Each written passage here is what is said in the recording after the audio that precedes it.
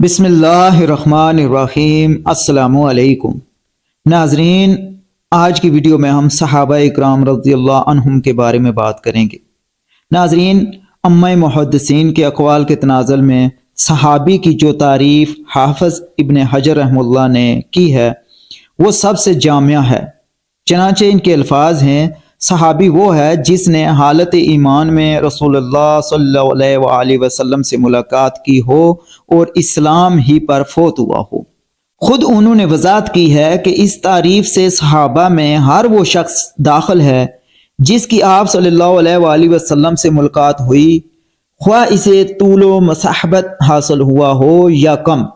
جس نے آپ صلی اللہ علیہ وسلم سے کبھی روایت کی ہے یا نہیں، آپ کے ہمراہ غزوات میں شریک ہوا ہو یا نہیں، جس نے آپ صلی اللہ علیہ وآلہ وسلم کی زیارت کا شرف حاصل کیا اگرچہ پاس بیٹھنے کی سعادت نہیں ملی، اور وہ بھی صحابی ہے جو بینائی سے معروم ہونے کی وجہ سے زیارت سے معروم رہا۔ ناظرین، صحابہ اکرام رضی اللہ عنہم کی عزت اور تکریم کرنا ہم پر لازم ہے۔ سیدنا عبداللہ بن مسعود رضی اللہ عنہ سے مروی ہے کہ رسول اللہ صلی اللہ علیہ وسلم نے فرمایا: سب سے بہترین لوگ میرے زمانے کے ہیں، پھر وہ جو ان کے بعد ہیں، اور پھر وہ جو ان کے بعد ہیں۔ بعض روایات میں ہے کہ میری امت کے بہترین لوگ میرے زمانے کے ہیں۔ سیدنا عائشہ رضی اللہ عنہا فرماتی ہیں کہ ایک صاحب نے پوچھا: اے اللہ کے رسول صلی اللہ علیہ وسلم، کون سے لوگ بہتر ہیں؟ آپ صلی اللہ علیہ وآلہ وسلم نے ارشاد فرمایا: میں جس زمانے میں ہوں اس زمانے کے لوگ بہتر ہیں۔ بلکہ سیدنا عمر فاروق رضی اللہ عنہ سے مروی ہے کہ رسول اللہ صلی اللہ علیہ وسلم نے فرمایا: میرے صحابہ کی عزت اور تکریم کرو کیونکہ وہ تم میں سے بہترین ہیں، پھر وہ جو ان کے بعد ہیں، پھر وہ جو ان کے بعد ہیں۔ ان روایات میں صحابہ اکرام کے بہترین ہونے کی صراحت ہے۔ اگر وہ عادل نہیں تو بہترین کیسے قرار پائے؟ علامہ ابن عبد البر رحم اللہ نے بجا فرمایا ہے کہ وہ بہترین اس لیے ہیں کہ انہوں نے اسلام اور ایمان کو اس وقت قبول کیا جب لوگوں نے کفر اختیار کیا تھا، آپ صلی اللہ علیہ وسلم کی اس وقت تصدیق کی جب لوگوں نے آپ کی تکذیب کی، انہوں نے آپ صلی اللہ علیہ وسلم کی عزت اور توقیر کی، آپ کو جگہ دی اور مال و جان سے آپ کی مدد کی، اور آپ کے منکرین سے قتال کیا حتیٰ کہ انہیں اسلام میں داخل ہونے کی توفیق ملی۔ ناظرین، سیدنا ابو سعد خضری رضی اللہ عنہ سے روایت ہے کہ رسول اللہ صلی اللہ علیہ وسلم نے فرمایا: میرے صحابہ کو برا مت کہو، قسم ہے اس ذات کی جس کے ہاتھ میں میری جان ہے، تم میں سے اگر کوئی احد پہاڑ کے برابر سونا بھی خرچ کرے تو ان کے ایک مد یعنی 425 گرام صدقہ کیے ہوئے بلکہ اس سے نصف کو بھی نہیں پہنچتا۔ ناظرین، جب صحابہ کے بارے میں کہا جائے گا کہ وہ عادل نہیں تو یہ انہیں برا کہنے کے مترادف ہے، جس کی رسول اللہ صلی اللہ علیہ وسلم نے ممانت فرمائی ہے، اور یہ روشن دلیل ہے کہ صحابہ اکرام رضی اللہ عنہم عادل ہیں۔ اسی حقیقت کو تسلیم کر کے انسان انہیں ہدف تنقید بنانے سے بچ سکتا ہے۔ ناظرین، صحابہ اکرام رضی اللہ عنہم کے بارے میں لب کشائی کرنے اور انہیں ہدف تنقید بنانے سے بھی رسول اللہ صلی اللہ علیہ وسلم نے منع فرمایا ہے۔ اس حوالے سے رسول اللہ صلی اللہ علیہ وآلہ وسلم کا حسب ذیل فرمان نہایت غور طلب ہے۔ آپ کے الفاظ ہیں کہ میری خاطر میرے صحابہ رضی اللہ عنہم سے درگزر کرو، میرے صحابہ کو برا مت کہو۔ ناظرین، سیدنا عبداللہ بن مسعود رضی اللہ عنہ بیان فرماتے ہیں کہ رسول اللہ صلی اللہ علیہ وآلہ وسلم نے ارشاد فرمایا: جب میرے صحابہ کا ذکر کیا جائے تو خاموش رہو، جب ستاروں کا ذکر کیا جائے تو خاموش رہو، اور جب تقدیر کا ذکر کیا جائے تو خاموش رہو۔ تقدیر پر ایمان ہر مسلمان کا فریضہ ہے، مگر اس میں بحث و تمحیص کی ممانت ہے۔ اسی طرح ستاروں کی تاثیر کو تسلیم کرنا، ان کے ذریعے اپنے مقدر کا فیصلہ کرنا، اور اس میں بحث و تکرار کی ممانت ہے۔ اسی طرح صحابہ اکرام رضی اللہ عنہم پر طعن و تشنیع اور ان کے بارے میں لب کشائی سے بھی رسول اللہ صلی اللہ علیہ وسلم نے روک دیا ہے۔ اس لیے صحابہ اکرام رضی اللہ عنہم کے بامی معاملات کو زیر بحث لانا اور اس تنازل میں ان پر زبانیں تنح و دراز کرنا بالکل غلط اور رسول اللہ صلی اللہ علیہ وسلم کے حکم کی نافرمانی ہے۔ بلکہ صحیح بخاری میں سیدنا انس بن مالک اور سیدنا عبداللہ بن عباس رضی اللہ عنہما سے مروی ہے کہ رسول اللہ صلی اللہ علیہ وسلم نے انصار صحابہ اکرام رضی اللہ عنہم کے بارے میں فرمایا، ان کے صالحین کی نیکیوں اور خوبیوں کا اعتراف کرو اور ان کے خطا کاروں کی خطاؤں اور لغزشوں سے درگزر کرو۔ ناظرین، سیدنا ابو درادہ رضی اللہ عنہ فرماتے ہیں کہ میں رسول اللہ صلی اللہ علیہ وسلم کی خدمت اقدس میں بیٹھا تھا کہ سیدنا ابو بکر صدیق رضی اللہ عنہ آپ صلی اللہ علیہ وسلم کی خدمت میں اس حالت میں حاضر ہوئے کہ اپنے لباس کا کونا اٹھائے ہوئے اور اپنا گھٹنا ننگا کیے ہوئے تھے۔ ان حضرت صلی اللہ علیہ وسلم نے فرمایا، اب ابو بکر کس سے لڑ کر آئے ہو؟ انہوں نے سلام عرض کیا اور بیٹھ گئے۔ پھر عرض گزار ہوئے کہ میرے اور عمر بن خطاب رضی اللہ عنہ کے مابین کچھ تکرار ہو گئی تھی، میں نے انہیں سخت سست کہہ دیا، پھر میں شرمندہ ہوا اور ان سے معافی چاہی مگر انہوں نے مجھے معاف نہ کیا۔ اب میں آپ کی خدمت میں حاضر ہوا ہوں کہ آپ انہیں سمجھائیں۔ یہ سن کر رسول اللہ صلی اللہ علیہ وسلم نے 3 بار ابو بکر رضی اللہ عنہ کے حق میں دعائے خیر فرمائی کہ اللہ تعالیٰ تمہیں معاف فرمائے۔ جب سیدنا عمر فاروق رضی اللہ عنہ کو پتہ چلا کہ ابو بکر رضی اللہ عنہ کی معافی کے لیے تو رسول اللہ صلی اللہ علیہ وسلم نے 3 بار دعا فرمائی ہے تو سیدنا عمر رضی اللہ عنہ شرمندہ ہوئے اور سیدنا ابو بکر رضی اللہ عنہ کے گھر گئے۔ پوچھا، ابو بکر رضی اللہ عنہ کہاں ہیں؟ انہیں بتلایا گیا کہ وہ گھر میں موجود نہیں۔ آخر کار وہ بھی رسول اللہ صلی اللہ علیہ وسلم کی خدمت میں حاضر ہوئے، سلام عرض کیا۔ آپ صلی اللہ علیہ وسلم کے رخ انور کا رنگ بدلنے لگا۔ ابو بکر رضی اللہ عنہ ڈر گئے۔ مبادہ آپ صلی اللہ علیہ وسلم عمر رضی اللہ عنہ پر خفا ہوں، وہ دوزانو ہو کر بیٹھے اور عرض کیا، یا رسول اللہ، اللہ کی قسم خطا میری ہے، خطا میری ہے۔ تب رسول اللہ صلی اللہ علیہ وسلم نے ارشاد فرمایا، اللہ نے مجھے نبی بنا کر تمہاری طرف بھیجا، لیکن تم نے مجھے جھوٹا کہا اور ابو بکر رضی اللہ عنہ نے مجھے سچا کہا اور اپنے مال و جان سے میری خدمت کی۔ کیا تم میری خاطر میرے دوست کو ستانا نہیں چھوڑتے؟ ناظرین، یہاں بھی سیدنا ابو بکر صدیق رضی اللہ عنہ کے بارے میں ایک خاص پس منظر میں آپ صلی اللہ علیہ وسلم نے یہ ارشاد فرمایا تھا اور بظاہر اس کے مخاطب سیدنا عمر رضی اللہ عنہ تھے، مگر یہ حکم پوری امت کے لیے ہے کہ وہ سیدنا ابو بکر صدیق رضی اللہ عنہ کو رسول اللہ صلی اللہ علیہ وسلم کا صاحب سمجھ کر ان سے درگزر کریں اور ان کے بارے میں کسی قسم کی ناراضی اور ناگفتگی بات کا اظہار نہ کریں، بلکہ یہ حکم سیدنا صدیق اکبر رضی اللہ عنہ ہی کے نہیں بلکہ امتیاز تمام صحابہ اکرام رضی اللہ عنہم کے بارے میں بھی ہے کہ ان سے درگزر کرو اور انہیں لہن تہن کا نشانہ نہ بناؤ۔ اسی حوالے سے سیدنا عبداللہ بن مسعود رضی اللہ عنہ سے مروی ہے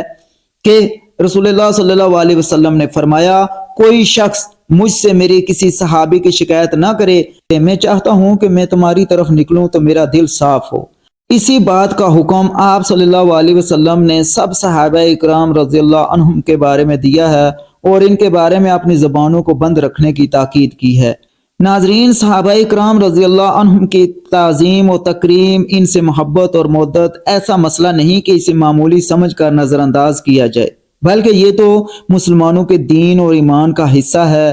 امہ سلف میں سے جن حضرات نے عقیدہ اصول سنہ پر مستقل کتابیں لکھی ہیں، انہوں نے صحابہ کرام کی تعظیم و تکریم، ان کی صداقت اور عدالت، ان سے محبت اور مودت کو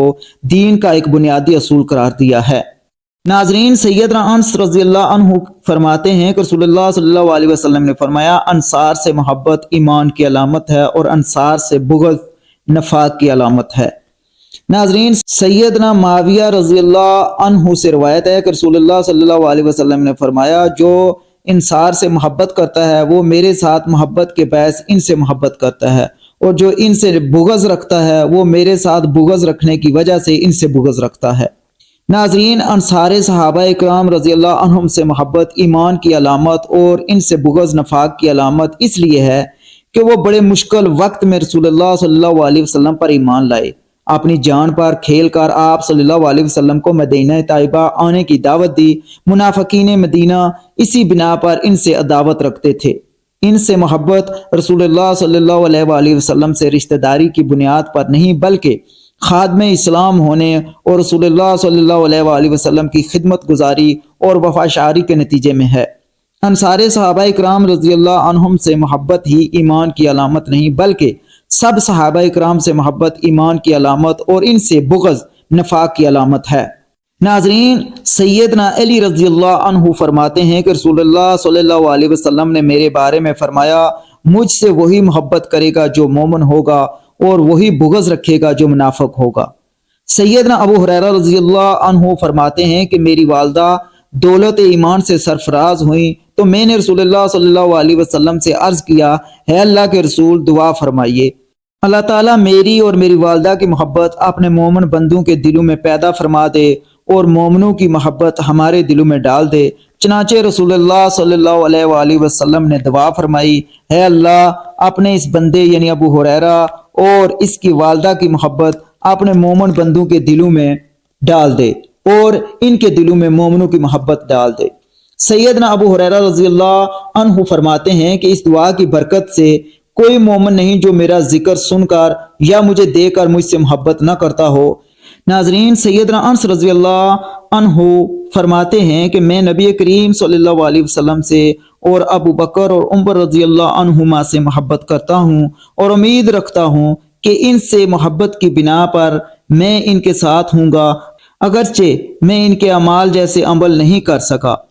ناظرین، امام مالک رحمہ اللہ فرماتے ہیں کہ سلف و صالحین اپنی اولاد کو ابو بکر اور عمر رضی اللہ عنہما سے اس طرح محبت کرنا سکھاتے تھے جیسے قرآن پاک کی صورت یا سنت سکھاتے تھے۔ ناظرین، امام ایوب سختیانی جو بصرہ کے کبار فقہا و محدثین میں شمار ہوتے تھے فرماتے ہیں، جو صحابہ کرام کی اچھی طرح تعریف کرتا ہے وہ نفاق سے بری ہے،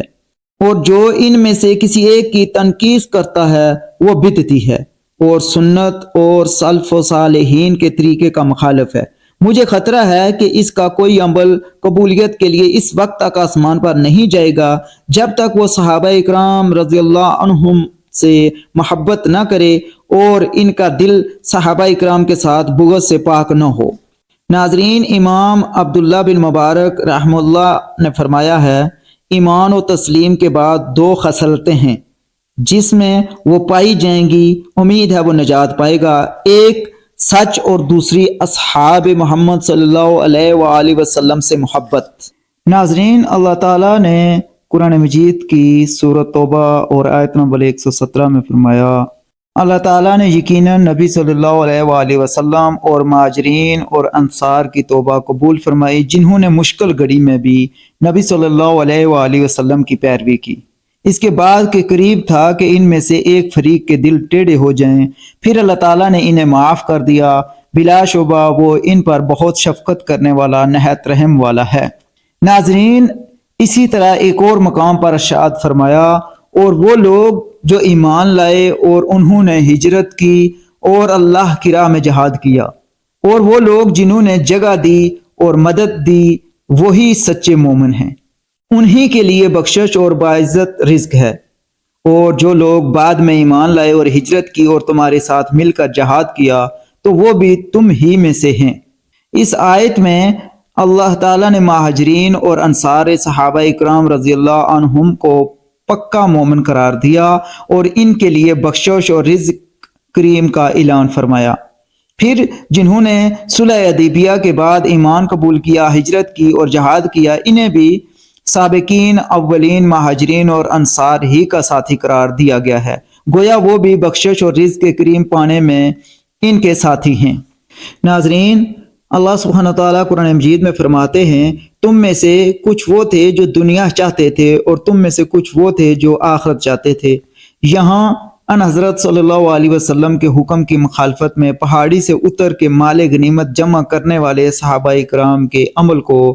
دنیا طلبی سے تعبیر کیا گیا ہے، مگر غور کیا جائے تو ان کا یہ اقدام خالص دنیا طلبی نہ تھا، کیونکہ مال غنیمت جمع کرنے کے لیے وہ پہاڑی سے اترتے یا نہ اترتے، دونوں صورتوں میں انہیں مال غنیمت میں سے وہی حصہ حاصل ہونا تھا جو انہیں دوسرے مجاہدین کے ساتھ ملنا تھا۔ ظاہر ہے اس صورت میں ان کے اس اقدام کو خالص دنیا طلبی نہیں کہا جا سکتا، جبکہ رسول اللہ صلی اللہ علیہ وسلم کے حکم کی خلاف ورزی میں مال غنیمت کا خیال آنے کو بھی دنیا طلبی سے تعبیر کیا گیا ہے، مگر ساتھ ہی اللہ تبارک و تعالی نے فرمایا، بلا شبہ اللہ نے تمہیں معاف کر دیا۔ اسی طرح جو حضرات غزوہ احد میں میدان سے بھاگ نکلے تھے ان کا ذکر کر کے بھی فرمایا اور بے شک اللہ نے انہیں معاف کر دیا ہے۔ اللہ سبحانہ و تعالیٰ نے پہلے خود ان کی معافی کا اعلان فرمایا، اس کے بعد آیت 159 میں سے اپنے نبی صلی اللہ علیہ وسلم سے فرمایا کہ آپ بھی انہیں معاف کر دیں، ان کے لیے بخشش کی دعا کریں، بلکہ آئندہ بھی انہیں اپنے مشورے میں بددستور شریک رکھیں تاکہ انہیں کسی بھی اعتبار سے ناقدری کا احساس نہ ہو۔ ناظرین، یہ آل عمران کی آیت نمبر 152، 155 اور 159 میں ذکر کیا گیا ہے۔ ناظرین، اللہ سبحانہ و تعالیٰ کی جانب سے معاف کر دینے کے باوجود نہایت افسوس کی بات یہ ہے کہ بعد دشمنان صحابہ رضی اللہ عنہم اپنی بد باطنی کا ثبوت دیتے ہوئے کہتے ہیں ان میں تو وہ بھی تھے جو دنیا طلب تھے اور وہ بھی تھے جو میدان سے بھاگ گئے تھے، مقام عبرت ہے اللہ تعالیٰ نے تو انہیں معاف کر دیا، مگر یہ بد باطن انہیں معاف کرنے کے لیے تیار نہیں۔ ناظرین، بلکہ صحیح بخاری میں ہے کہ ایک شخص نے سیدنا عبداللہ بن عمر رضی اللہ عنہ سے پوچھا، آپ کو معلوم ہے کہ عثمان رضی اللہ عنہ احد کے روز بھاگ گئے تھے؟ انہوں نے فرمایا معلوم ہے۔ اس شخص نے پھر کہا، آپ جانتے ہیں کہ وہ غزوہ بدر میں شریک نہیں تھے؟ انہوں نے فرمایا ہاں معلوم ہے۔ اس نے پھر کہا، کیا آپ جانتے ہیں کہ وہ بیعت رضوان میں بھی شریک نہ تھے؟ انہوں نے فرمایا ہاں معلوم ہے۔ اس نے کہا اللہ اکبر۔ سیدنا عبداللہ بن عمر رضی اللہ عنہ نے فرمایا ادھر آؤ، میں تمہیں ان باتوں کی حقیقت بتلاتا ہوں۔ جہاں تک غزوہ احد میں ان کے بھاگ جانے کی بات ہے تو میں گواہی دیتا ہوں کہ اللہ تعالیٰ نے ان کا قصور معاف کر دیا اور انہیں بخش دیا۔ رہا بدر میں شریک نہ ہونا تو یہ اس کا سبب یہ تھا کہ سیدنا عثمان رضی اللہ عنہ کے نکاح میں رسول اللہ صلی اللہ علیہ وآلہ وسلم کی بیٹی رقیہ رضی اللہ عنہا تھیں، وہ بیمار تھیں، جس کی بنا پر رسول اللہ صلی اللہ علیہ وسلم نے فرمایا تم ان کی تیمارداری میں رہو، تمہیں بدر میں شریک ہونے والوں کے برابر اجر و ثواب اور مال غنیمت ملے گا۔ رہا بیعت رضوان میں غائب ہونا تو اس میں بھی ان کی فضیلت ہے۔ اگر رسول اللہ صلی اللہ علیہ وسلم کے علم میں اہل مکہ کے نزدیک سیدنا عثمان رضی اللہ عنہ سے زیادہ کوئی عزیز والا ہوتا تو آپ اسے مکہ روانہ کرتے۔ آپ نے سیدنا عثمان رضی اللہ عنہ کو ان کی طرف بھیجا، ان کی عدم موجودگی میں بیعت رضوان ہوئی۔ اس پر بھی رسول اللہ صلی اللہ علیہ وسلم نے اپنے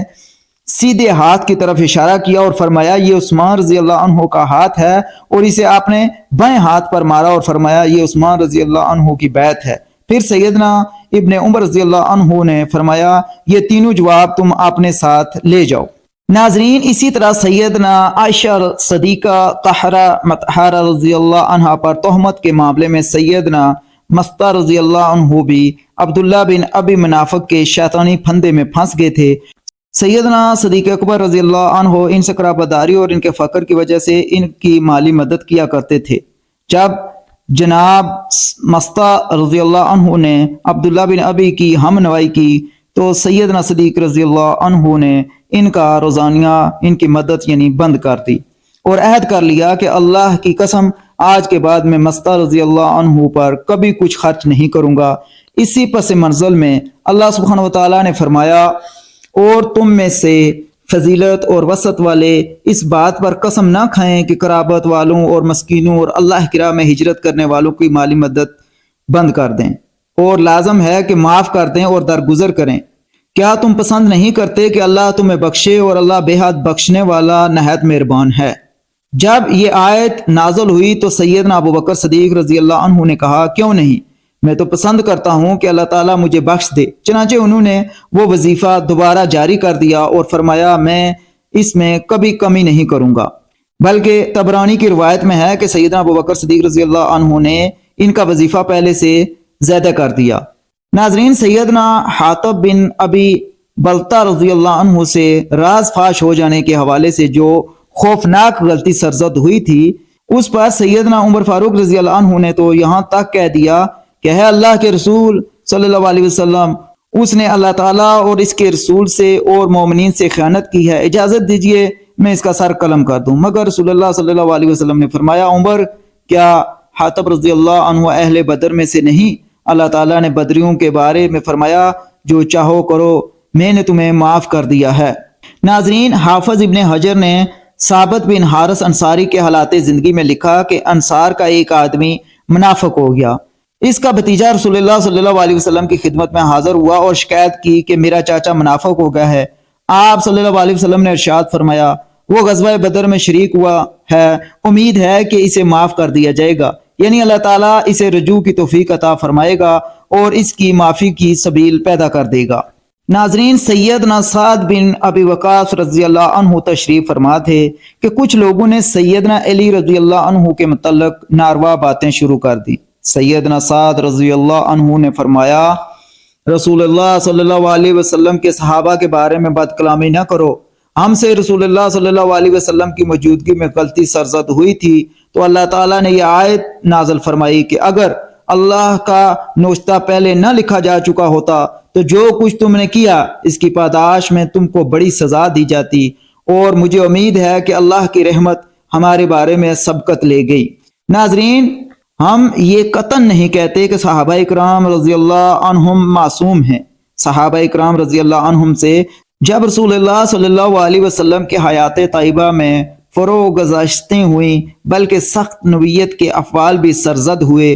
تو آپ صلی اللہ علیہ وسلم کی وفات کے بعد بھی ایسے افعال کا ارتکاب ناممکن نہیں، مگر ہم یہ یقین رکھتے ہیں کہ وہ مغفور ہیں۔ اللہ تعالیٰ نے ان سے بخشش اور اجر عظیم کا وعدہ فرمایا ہے، اس لیے قیامت سے پہلے اسباب مغفرت میں سے کوئی نہ کوئی سبب ضرور پیدا فرما دے گا اور ان سے کیا ہوا وعدہ وفا فرمائے گا۔ اللہ تعالیٰ سے بڑا وعدہ پورا کرنے والا کون ہے؟ ناظرین، بالفرض اگر ان میں سے کسی سے کوئی گناہ سرزد ہو گیا تو اللہ تعالیٰ اس کے عظیم حسنات کی بدولت یا اس کی توبہ کی بنا پر اسے معاف فرما دے گا، یا اسے کسی ایسی مصیبت اور آزمائش میں مبتلا کر دے گا جو اس کے گناہ کا کفارہ بن جائے گی، یا اس کے بارے میں اپنے نبی صلی اللہ علیہ وسلم کی شفاعت یا مومن بھائیوں کی سفارش قبول فرما لے گا، یا وہ اللہ سے ایسی دعا کر لے گا جو اس کے حق میں قبول ہو جائے گی اور اس کی بخشش کا سبب بن جائے گی۔ ناظرین، ہم یہ نہیں کہتے کہ ان میں سے کسی سے بھی کوئی گناہ سرزد نہیں ہوا، بلکہ ہم اس کی گواہی دیتے ہیں کہ ان میں سے کسی ایک سے جب کوئی غلطی سرزد ہوئی ہے تو اللہ تعالیٰ اسے آخرت میں عذاب نہیں دے گا، نہ اسے جہنم میں داخل کرے گا، بلکہ بلا ریب اسے جنت میں داخل کرے گا، اس کی توبہ سے یا اس کے بہت سے احسانات سے یا ان مصائب و آلام سے جو گناہوں کے کفارے کا سبب ہوتے ہیں۔ ان وجوہات سے اسے آخرت کی سزا نہیں ملے گی۔ ناظرین، سیدنا جابر بن عبداللہ رضی اللہ عنہ سے روایت ہے کہ رسول اللہ صلی اللہ علیہ وسلم نے فرمایا، جو شخص بدر میں شریک ہوا وہ ہرگز جہنم میں نہیں جائے گا۔ ذوالقعدہ کی 6 ہجری میں صلح حدیبیہ کا واقعہ پیش آیا اور آپ صلی اللہ علیہ وسلم عمرے کے لیے تشریف لے گئے۔ کفار مکہ نے عمرے سے روک دیا۔ سیدنا عثمان رضی اللہ عنہ کو سلسلہ جنبانی کے لیے مکہ مکرمہ روانہ کیا گیا۔ ادھر یہ افواہ پھیل گئی کہ وہ شہید کر دیے گئے۔ اس کا انتقام لینے کے لیے رسول اللہ صلی اللہ علیہ وسلم نے صحابہ اکرام رضی اللہ عنہم سے بیعت لی۔ اللہ تبارک و تعالیٰ نے بیعت کرنے والوں کے بارے میں اپنی رضا کا اعلان ان الفاظ میں فرمایا، بلا شبہ یقیناً اللہ مومنوں سے راضی ہو گیا جب وہ درخت کے نیچے آپ سے بیعت کر رہے تھے۔ اسی بنا پر اسے بیعت رضوان کے نام سے موسوم کیا جاتا ہے، اور رسول اللہ صلی اللہ علیہ وسلم نے اس بیعت میں شریک ہونے والوں کے بارے میں فرمایا، انشاءاللہ اللہ درخت کے نیچے بیعت کرنے والوں میں سے کوئی بھی آگ میں نہیں جائے گا۔ ناظرین، اللہ سبحانہ و تعالیٰ نے صحابہ اکرام کی قسمتوں کا فیصلہ کرتے ہوئے ارشاد فرمایا سورۃ نساء کی آیت نمبر 95 میں، ایمان والوں میں سے اپنے گھر میں بیٹھ رہنے والے جو کسی تکلیف میں نہیں پڑے اور اللہ کی راہ میں اپنے مالوں اور جانوں کے ساتھ جہاد کرنے والے برابر نہیں ہیں۔ اللہ نے اپنے مالوں اور جانوں کے ساتھ جہاد کرنے والوں کو گھروں میں بیٹھ رہنے والوں پر درجے میں فضیلت دی ہے، اور ہر ایک سے اللہ نے اچھی جزا جنت کا وعدہ کیا ہے۔ ناظرین، یہ آیت غزوہ بدر کے پس منظر میں ہے، جن میں 2 قسم کے ایمانداروں کا ذکر فرمایا گیا ہے۔ ایک تو وہ جو غزوہ بدر میں شریک ہوئے، دوسرے وہ جو کسی معذوری کی وجہ سے شریک نہ ہو سکے۔ دونوں میں سے جو غزوہ میں شریک ہوئے ان کے لیے دوسرے گروہ سے مرتبے میں برتری اور درجے کی بلندی کا ذکر فرمایا، مگر اس فرق مراتب کے باوجود دونوں کے بارے میں فرمایا اللہ کا وعدہ دونوں کے لیے جنت کا ہے۔ گویا بدر میں شریک ہونے والے اور شریک نہ ہونے والے سب کے سب جنتی ہیں۔ غزوہ بدر کے بعد اسی اسلوب میں فتح مکہ میں شریک ہونے والوں اور اس کے بعد جان و مال کے ساتھ جہاد کرنے والوں کے بارے میں بھی اللہ سبحانہ تعالیٰ نے جنت کا وعدہ فرمایا ہے۔ ناظرین، صحابہ اکرام کا یہ اکرام اور اعزاز اللہ تعالیٰ نے دنیا ہی میں ان سے اپنی رضا کا اظہار فرما دیا۔ یہ اس لیے ہے کہ ان کے ایمان اور عمل کا کوئی ہم سفر نہیں۔ ناظرین، صحابہ اکرام کا یہ اکرام اور اعزاز ہے کہ اللہ تعالیٰ نے دنیا ہی میں ان سے اپنی رضا کا اظہار فرما دیا۔ یہ اس لیے ہے کہ ان کے ایمان و عمل کا کوئی ہم سر نہیں۔ انہوں نے اپنی وفاداری اور فداکاری کی ایسی مثالیں رقم فرمائیں کہ ایسی مثالیں باقی امتوں میں ڈھونڈنے سے بھی نہیں ملتی۔ اس کا اعتراف عیسائی مصنفوں نے بھی کیا ہے۔ چنانچہ اپالوجی فار محمد کا مصنف گارڈ فرے ہیکسن کہتا ہے، عیسائی اس کو یاد رکھیں تو اچھا ہو کہ محمد صلی اللہ علیہ وسلم کے پیغام نے وہ نشہ آپ کے پیروکاروں میں پیدا کر دیا جس کو عیسیٰ علیہ السلام کے ابتدائی پیروکاروں میں تلاش کرنا بے سود ہے۔ جب عیسیٰ علیہ السلام کو سولی پر لے گئے تو ان کے پیروکار بھاگ گئے، ان کا دینی نشہ جاتا رہا اور وہ اپنے مقتدا کو موت کے پنجے میں گرفتار چھوڑ کر چل دیے۔ برعکس اس کے محمد صلی اللہ علیہ وآلہ وسلم کے پیروکار اپنے مظلوم پیغمبر کے گرد آئے اور آپ کے بچاؤ میں اپنی جانیں خطرے میں ڈال کر کل دشمنوں پر آپ کو غالب کر دیا۔ سیرت نگاروں اور مفسرین کرام نے لکھا ہے کہ کفار مکہ رسول اللہ صلی اللہ علیہ وسلم کو معاذ اللہ جادوگر اس لیے کہتے تھے کہ جس پر آپ کا جادو چل جاتا وہ بس آپ ہی کا ہو کر رہ جاتا تھا۔ وہ اپنے والدین، خواہش و اقارب اور قبیلے کو چھوڑنا گوارا کر لیتا مگر آپ صلی اللہ علیہ وسلم کا ساتھ نہیں چھوڑتا تھا، حتیٰ کہ وہ کٹنا اور مرنا گوارا کر لیتا تھا لیکن آپ کا ساتھ نہیں چھوڑتا تھا۔ ان کی یہ وفاشاری ان کے ایمان اور اخلاص کا نتیجہ تھی، بلکہ جن کے ایمان کی بار بار گواہی اللہ رب العزت نے دی ہو اور فرمایا ہو کہ ہم نے ان کے دلوں میں ایمان لکھ دیا ہے، ایمان ان کے دلوں میں مزین کر دیا گیا ہے، وہ ایمان کے سب سے زیادہ حقدار ہیں۔ آپ کون ہیں جو ان کے ایمان اور اخلاص میں ہم سری کا دعویٰ کریں؟ صحابہ اکرام رضی اللہ عنہم میں فرق مراتب ایک مسلمہ حقیقت ہے جس کی تفصیل کی یہاں ضرورت نہیں۔ سیدنا ابو بکر صدیق رضی اللہ عنہ کے بارے میں تمام اہل سنت کا اتفاق ہے کہ انبیاء اکرام کے بعد امتیوں میں سب سے افضل اور اعلیٰ مقام سیدنا ابو بکر صدیق رضی اللہ عنہ کا ہے۔ سیدنا عمر فاروق رضی اللہ عنہ فرماتے ہیں، اگر ابو بکر صدیق رضی اللہ عنہ کے ایمان کے ساتھ تمام روئے زمین کے لوگوں کا ایمان تولا جائے تو ابو بکر کا ایمان بھاری ہوگا۔ ناظرین، ابو بکر بن ابی عیاش رحمہ اللہ جو کوفے کے بڑے عابد، فقہ محدث اور قاری تھے، فرماتے ہیں ابو بکر رضی اللہ عنہ کو کثرت صوم و صلات کی وجہ سے اولیت کا درجہ نہیں ملا بلکہ یہ اعزاز ان کے دل میں ایمان کی بدولت ہے۔ ناظرین، سیدنا عبداللہ بن عمر رضی اللہ عنہ فرماتے ہیں، محمد رسول اللہ صلی اللہ علیہ وسلم کے صحابہ کو برا نہ کہو، ان کی رسول اللہ صلی اللہ علیہ وسلم کے ساتھ بیتی ایک گھڑی تمہاری زندگی بھر کے اعمال سے بہتر ہے۔ اسی طرح سیدنا سعید بن زید بن عمرو بن نفیل رضی اللہ عنہ جو عشرہ مبشرہ میں سے ہیں فرماتے ہیں، کسی صحابی کا رسول اللہ صلی اللہ علیہ وسلم کے ساتھ مل کر جہاد کرنا جس میں اس کا چہرہ خاک آلود ہو گیا تمہارے زندگی بھر کے اعمال سے افضل ہے، اگرچہ تمہیں عمر نوح علیہ السلام بھی دے دی جائے۔ ناظرین، امام عبداللہ بن مبارک رحم اللہ سے کون واقف نہیں؟ ان سے پوچھا گیا کہ سیدنا معاویہ رضی اللہ عنہ اور عمر بن عبدالعزیز رحم اللہ میں کون افضل ہے؟ انہوں نے فرمایا، اللہ کی قسم، رسول اللہ صلی اللہ علیہ وسلم کے معیت میں معاویہ رضی اللہ عنہ کے گھوڑے کی ناک کا غبار عمر بن عبدالعزیز رحم اللہ سے 1000 درجے افضل ہے۔ سیدنا معاویہ رضی اللہ عنہ نے رسول اللہ صلی اللہ علیہ وسلم کے پیچھے نمازیں پڑھی، آپ نے فرمایا سمی اللہ لمن حمیدہ، تو سیدنا معاویہ رضی اللہ عنہ نے کہا ربنا لک الحمد۔ اس کے بعد اس سے بڑھ کر اور شرف و فضل کیا ہوگا؟ ناظرین، امام ابو عبداللہ عبید اللہ بن محمد بن بطا العنقبری فرماتے ہیں، اس کے بارے میں تیرا علم پختہ اور تیرے دل کو یقین رکھنا چاہیے، جس نے دن کی ایک گھڑی ہی کے لیے رسول اللہ صلی اللہ علیہ وسلم کو دیکھا، آپ کا مشاہدہ کیا، آپ پر ایمان لایا، آپ کی اتباع کی وہ اس سے افضل ہے جس نے آپ صلی اللہ علیہ وسلم کو نہیں دیکھا، چاہے اس نے ساری مخلوق کے نیک اعمال کیے ہوں۔ ناظرین، صحابہ اکرام رضی اللہ عنہم کے بارے میں جتنی بھی عزت و اکرام کا ذکر کیا جائے وہ کم ہے، اور نہ ہی اتنی لمبی بات میں اس ویڈیو میں کر سکتا ہوں۔ امید ہے کہ یہ ویڈیو آپ کو پسند آئی ہوگی۔ اگر یہ ویڈیو آپ کو پسند آئی ہے تو اس کو لائک کریں، دوستوں کے ساتھ شیئر کریں اور چینل کو سبسکرائب کریں۔ آنے والے دنوں میں آپ کو اس چینل کے اوپر بہت سے اسلامی سچے واقعات اور صحابہ اکرام کی زندگی کے بارے میں واقعات سننے کو ملیں گے۔